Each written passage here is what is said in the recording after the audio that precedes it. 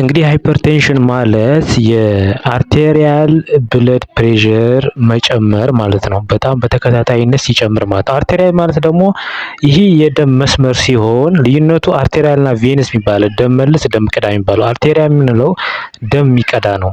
ኦክሲጅኔትድ የሆነ በጣም በኦክሲጅን ሪች የሆነ ያለው የተለያዩ ንጥረ ነገሮች ለሰውነታችን አስፈላጊ የሆኑ ኢነርጂዎች ምናምን ያለበት ደም ነው።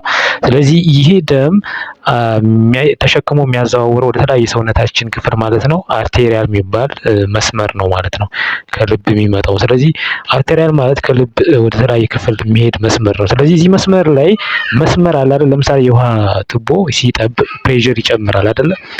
ግፊቱ ይጨምራል። ያ ግፊት በተከታታይነት ሲጨምር ማለት ነው ያ ማለት ነው በቃ ደም ግፊት የምንለው ባጭሩ ማለት። ስለዚህ ደም ግፊት ደግሞ በተለያየ አይነት እናየዋለን። ለምሳሌ ሃይፐርቴንሲቭ ክራይሲስ የሚባል አለ። አንድ ሰው ክራይሲስ ውስጥ ገባ ሲባል ክራይሲስ ደግሞ በሁለት ነው የምናየው። ለምሳሌ አንድ ሰው ሃይፐርቴንሲቭ ክራይሲስ ከገባ 180 በ120 ሲሆን ማለት ሲስቶሊክ የምንለው ወይም ኮንትራክሽን የሚያደርገው ልክ የሚረጨው ፓምፕ ስታደርግ ብለድ ማለት ነው እንትን ሀርት 180 ያ ደግሞ 120 የሚለው ደግሞ ዲያስቶሊክ ነው ማለት ደም ወደ ውስጥ የሚያስገባው ማለት ነው ለማጣራት።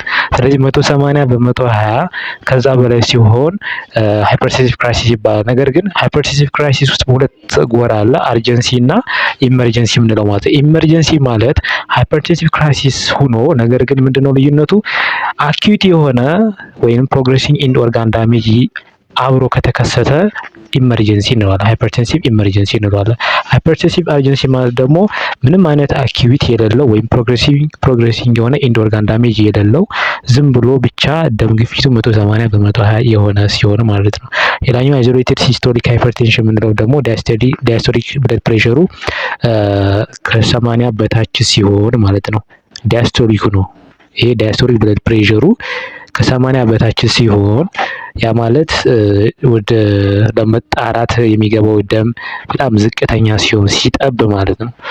ይሄ አይዞሌትድ የሆነ ሲስቶሊክ ሃይፐርቴንሽን ተብሎ ይጠራል ማለት ነው። በእንደዚህ መንገድ ሃይፐርቴንሽን በቀላሉ መረዳት ይቻላል ማለት ነው። ፓቶፊዚዮሎጂው ምንድን ነው ሲባል በዋነኝነት እንግዲህ ሃይፐርቴንሽን ማለት እንግዲህ በሽታው ምንነቱ ሲናጣራው ወይም እንዴት ነው በሽታው የሚከሰተው የሚለውን ነገር ስናይ ሁለት አይነት ነገር እናያለን። በዋነኝነት ሃይፐርቴንሽን በሁለት ይከፈላል። ፕራይማሪ እና ሰከንዳሪ ሃይፐርቴንሽን ወይም ስፔሲፊክ ኮዝ እና ነን ስፔሲፊክ ኮዝ ይባላል።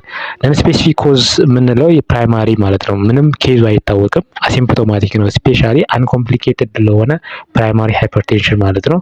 ምንም ሲምፕተሙ ሲምፕቶማቲክ ነው ማለት ማለት ምልክቱ አይታወቅም፣ መነሻው አይታወቅም። ፕራይማሪ ያ ማለት ከ85% እስከ 90% ያሉት ከ100% ማለት አብዛኛውን ፐርሰንት ከ85 እስከ 90% ያለው ኬዝ ፕራይማሪ ሃይፐርቴንሽን ወይም ኢሴንሻል ሃይፐርቴንሽን ወይም ነን ስፔሲፊክ ኮዝ እንለዋለን።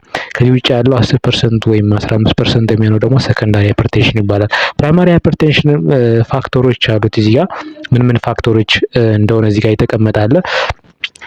ሰከንዳሪ የምንላቸው ደግሞ ለምሳሌ በሽታዎች ይኖራሉ ወይም መድኃኒቶች ይኖራሉ። ለምሳሌ ከበሽታዎች ውስጥ ስናይ በዋነኝነት ሲኬዲ ነው ወይም ክሮኒክ ኪድኒ ዲዚዝ ወይም ሪኖቫስኩላር ዲዚዝ እሱ ዋነኛው ነው። ይህ ያለበት ሰው ለሰከንዳሪ ሃይፐርቴንሽን የመጋለጥ ቻንሱ ከፍተኛ ነው ማለት ነው።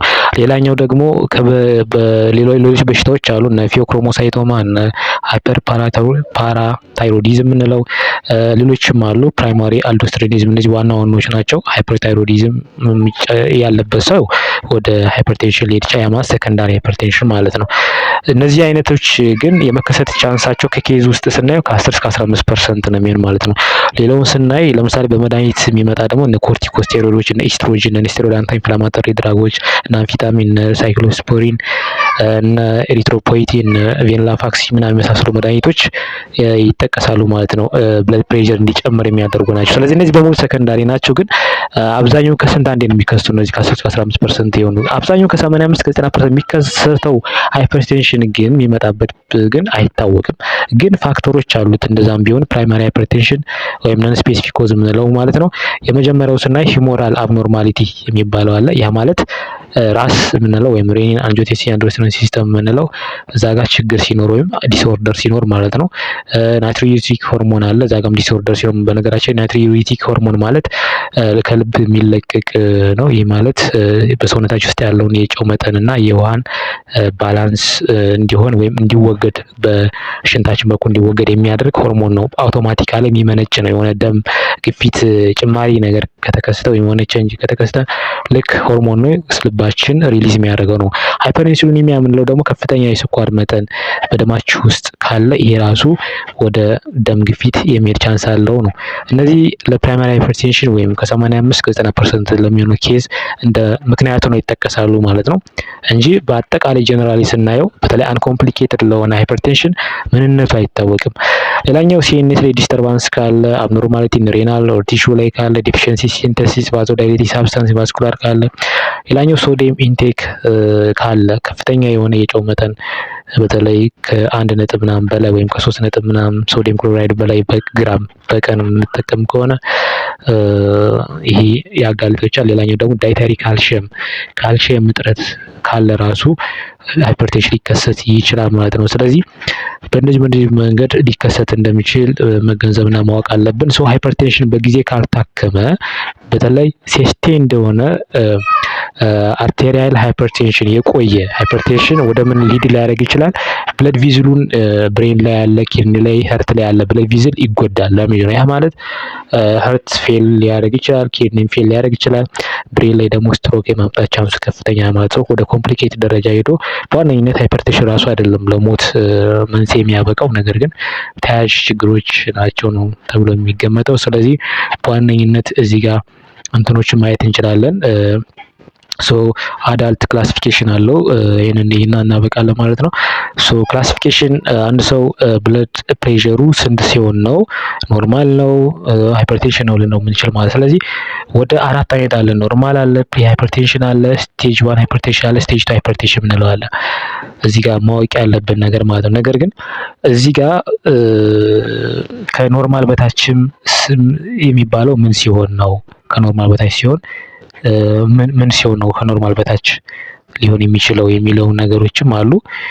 ዞሮ ዞሮ ስለዚህ ጋር በዋነኝነት ሎ፣ ኖርማል፣ ኤሊቬትድ፣ ሃይፐርቴንሽን፣ ስቴጅ 1 ስቴጅ 2 የሚባሉት ምን ሲሆን ነው የሚለው እናያለን። የቅርብ ጊዜ የወጣ አፕዴት ስለሆነ ማለት ነው። ለምሳሌ ከሲስቶሊኩ ከ7 እስከ 90 ከሆነ ዲያስቶሊኩ ደግሞ ከ40 እስከ 60 ከሆነ ምን እንለዋለን ማለት ነው? ሎ ነው ማለት ነው። ከደም ግፊቱ ዝቅተኛ ነው፣ ከኖርማሉ በታች ነው እንላለን። ኖርማል የምንለው ከ90 እስከ 120 ሲስቶሊኩ ሲሆን ዲያስቶሊኩ ደግሞ ከ60 እስከ 80 ሚሊሜትርስ ኦፍ ሜርኩሪ ሲሆን ማለት ነው። ኤሊቬትድ ወይም ጨምሯል ወይም በሌላ አባባል ፕሪ ሃይፐርቴንሽን ያልሆነ ነገር ግን ሃይፐርቴንሽን ለመሆን ከፍተኛ ቦታ ላይ ያለ የመሆን ቻንሱ ከፍተኛ የሆነ ማለት ነው። ኤሊቬትድ ማለት ወይም ፕሪ ሃይፐርቴንሽን ይባላል። ሲስቶሊኩ 120 እስከ 129 ውስጥ ባለ ሬንጅ ውስጥ ሲሆን ዲያስቶሊኩ ደግሞ 80 ሲሆን ማለት ነው። ሌላኛው ሃይፐርቴንሽን ሲገባ አንድ ሰው ወይ ስቴጅ 1 ወይ ስቴጅ 2 ይባላል። ስቴጅ 1 የምንለው 130 በ139 እና 80 እስከ 90 ባለው ዲያስቶሊኩ ሲሆን ሌላኛው ስቴጅ 2 ወይም በጣም ሲቪየር ደረጃ ሲደርስ 140 በ90 ሲሆን ከዛ በላይ ሲሆን ማለት ነው። ስለዚህ እነዚህ ክላሲፊኬሽኖች አሉ። በቀጣይ ደግሞ እንዴት ክሊኒካል ሲምፕቶሞቹ ምን ሊሆኑ ይችላሉ፣ እንደገና ዲያግኖሲስ እንዴት ይደረጋል የሚለውና ወደ ትሪትመንቱ ልንሄድ ይችላለን እናንተ ፍላጎት ከሆነ ምናልባት። በተረፈ ኮሜንት እና ላይክ ማድረግ እንዳትረሱ።